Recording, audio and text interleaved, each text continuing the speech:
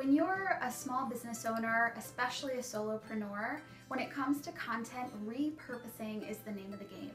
If you can take an awesome piece of content that you've spent hours creating and find creative ways to use it in different places to market your business, that's the ultimate bang for your buck. You get so much more out of your time. I'm Whitney Ryan, copywriter and content strategist, and in this video I'm going to teach you about turkey slicing, a concept to take your existing content and make it so much more. And I'm going to give you 15 examples of ways you can slice and dice up your blog posts.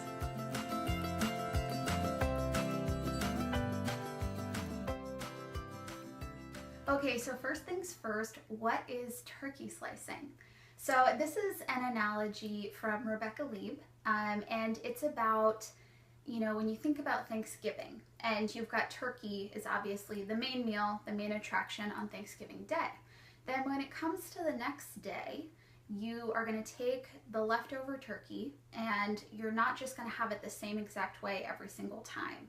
You're going to take it and make turkey soup.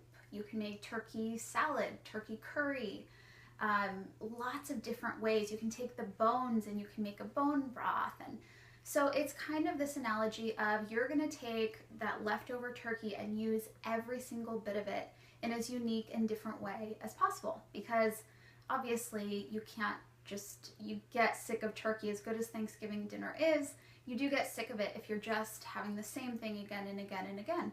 We like variety, we like to mix it up and have something a little different. So this is what you can do with your blog content, and I'm going to give you some specific examples in a minute to make this a little more real. But you can take your blog content that you have poured hours into and have gleaned from years of education and experience. There are so many golden nuggets in each blog post that you probably don't even realize. So you want to take that great post that you have and you want to repurpose it in as many different ways as you can, in as many different dishes or recipes or turkey curries and turkey soups, to kind of make it feel different, to present it in a different way so that you can reach, a much wider audience than just having it in that one spot. So I think this becomes a little bit more clear when we go into specific examples of how exactly we do this with the blog post. So I'm going to go through 15 ideas. These are things you could possibly do all 15 with one blog post, but I think it's really best to mix and match depending on the piece, depending on your marketing goals, depending where you're active.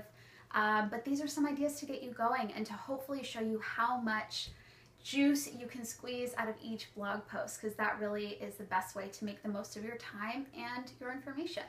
The first way is to pull out some great tips that you can share on Twitter.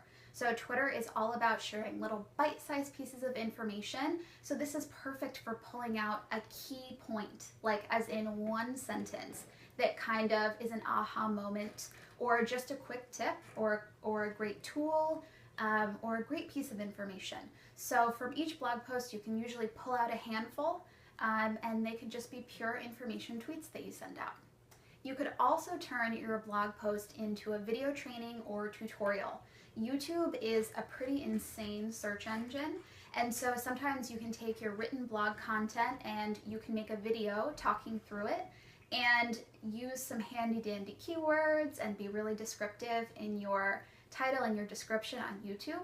And you can get a lot of traffic coming to learn that content through video as well. It doesn't take a lot more effort. You essentially will just be kind of reading through the key points of your blog post. The third way you can turkey slice your blog post is to turn it into a mini course or an email training.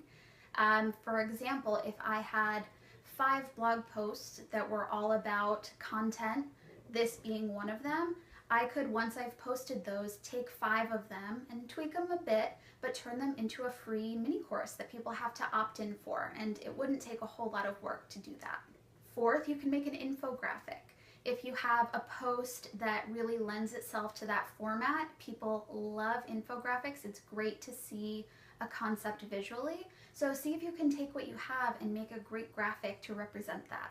5, your blog post could be part of an ebook. It could perhaps be a chapter or part of a chapter in an ebook that you either sell for profit or you give away as a free opt-in bribe.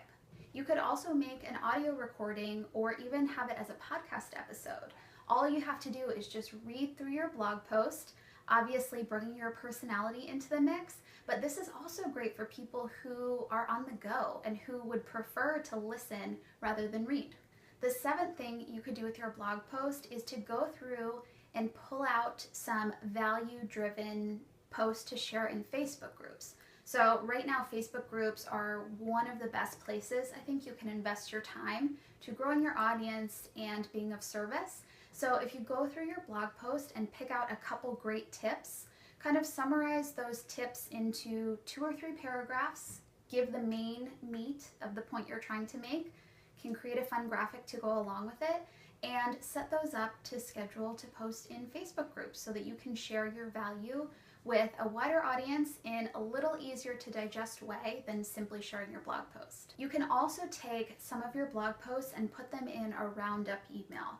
So I love to do this and have one of these saved for a rainy day if you have a really crazy week, or it's the holidays, or you just don't have blog content for that week, is to kind of have in your back pocket a roundup email where you pick a central theme, but you're essentially saying, you know, here are some of my favorite articles on this topic. And you list 3 to 5 blog posts of yours for, again, the people who haven't been religiously following and haven't read every single post, or maybe just need a reminder to act on it.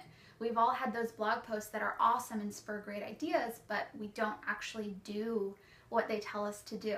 So if you have a great blog post, save it, earmark it, and see if you can find some other great popular blog posts of yours and create a roundup email to save for a rainy day. Along these same lines, I love to include some links to your most popular content in your welcome email. This is the first email that people would get after they opt into your list, your email list. And it's great. There's a few key things I like to include in a welcome email, but it's always awesome if you include links to some of your most popular blog posts. All right, number 10. This one's a bit like sharing a value Facebook post, but a little bit different, and that's to create an Instagram post out of your blog content.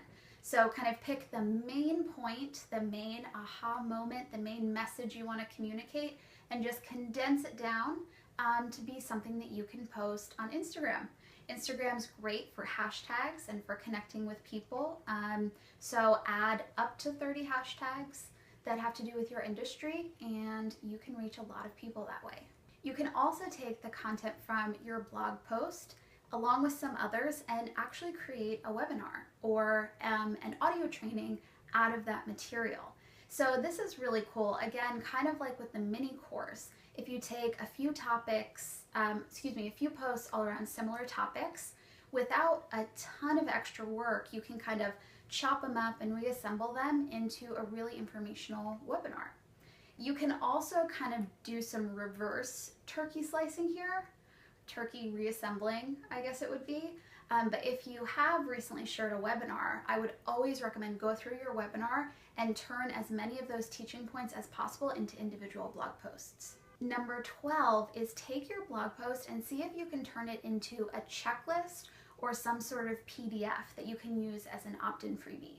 This particular video that I'm creating would be a great checklist because I could just put all 15 of these things in a PDF. But any way that you can take your information, make it really easily absorbable for people, which PDFs are performing pretty well right now because they're much more low maintenance than like a webinar or a really in-depth training. So see if it makes sense to take your blog content and make a one-page PDF that you ask people to opt in for. See if you can create a SLIDESHARE presentation from your blog post. SLIDESHARE is basically, if you don't know, it's kind of slideshows that you can click through in your own time at home. And they're great because they're just, again, more visual. So instead of reading all the way down a blog post, people just click from slide to slide. And you can bring in, your branding, your colors, your fonts, your personality. I find graphic stuff really fun and very different from the writing that I do all day. So for me, I have never done this, again, but I've heard some people who have got crazy traffic from SLIDESHARE. But it just sounds like a fun way to take your content and present it in a new and different way. Number 14 is simply to create some quote graphics. if you have any great lines or great sound bites in your blog post, which I hope you do, because that's kind of a next level trick, is to make sure that you have 1 or 2 little sound bites that are easy for people to pull out and tweet or pull out and post on social media. But you can actually take those sound bites and create a really beautiful quote graphic around it. As we know, quote graphics do pretty well on social media. And it's just another way, it's, you know, kind of another built-in piece of content for you to share. And finally, number 15 is you can take your blog post and take parts of it and kind of reposition and remix and rematch to create the bones of a guest post. Guest posting is one of the best ways to grow your audience, to reach new people, and to share your insight and your value with a new group of folks. So you could take an existing blog post and you would want to position it differently. I definitely am not saying just copy and paste, but you could take some of the key ideas and use them as kind of a starting point for another guest post. And this will just save you some work, so you don't have to start from scratch. You're kind of starting from an already fleshed out topic. So there are probably many more ways that you can turkey slice. Those are my favorite 15. And hopefully you heard one or more in there that really resonated with you and you felt, you know, the gears start turning and realizing how much more you can do with your content. So now I would love to hear from you. Do you use turkey slicing when it comes to your blog post or your content strategy? Is this something you've heard of? Do you have other ways that you repurpose your content? Do you use systems to do it? Is it like every single blog post goes through these steps to make sure you're getting every bit of turkey off of there? Or is it case by case? I just really love learning about how people repurpose because I think it's so smart and effective. And I would love to hear what you're doing, so let's talk about it in the comments. If you like this video, if you found it helpful, please share it on social or email it to a friend. And thank you so much, as always, for watching. I hope you're having an amazing day, and I'll see you in the next video.